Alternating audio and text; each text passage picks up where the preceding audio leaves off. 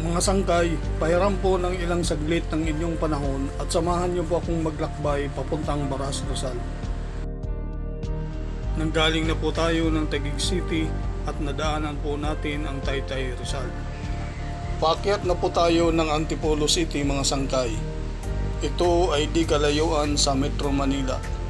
Isang oras mula sa Metro Manila ay marating mo na ang maunlad na syudad na ito na may luntian pang kapaligiran.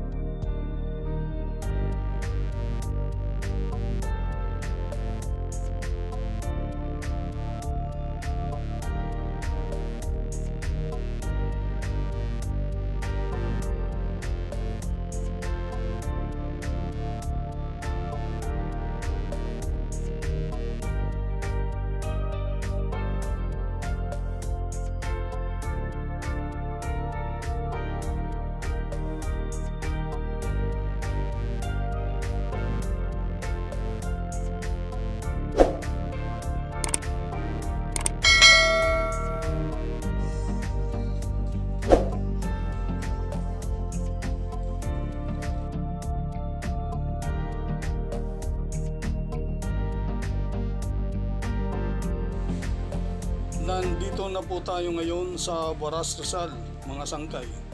At magiliw po nilang tinatanggap ang mga panauhin ng kanilang bayan na may regalo pa ng pagmamahal kasabay ng mga natural na ngiti na nagbibigay ng kapanatagan ng kalooban ng bawat turista.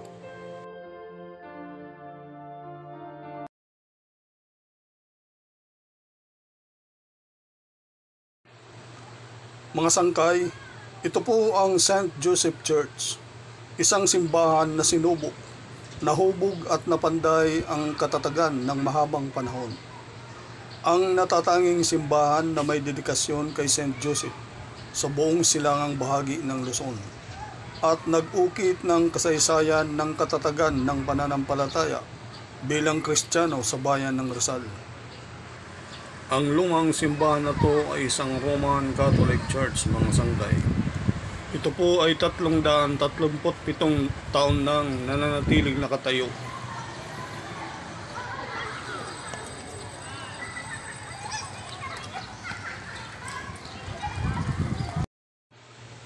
Mga sangkay, gumaan ang aking pakiramdam at nawala ang pagod ko nang masilayan ko ang simbahan na to.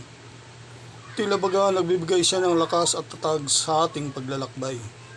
Sintatag at tibay ng simbahang ito na itinayo ng ating mga ninuno.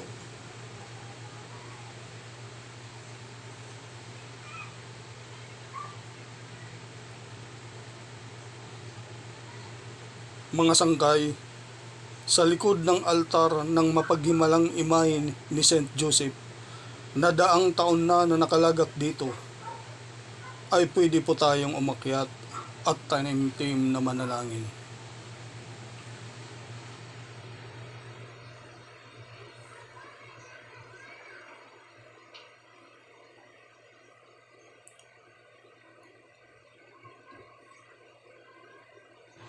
Mula dito sa Diocesan Shrine ni St. Joseph sa Baras, probinsya ng Rizal, mapagpalang araw po at ito ang inyong sangkay, Melmo TV.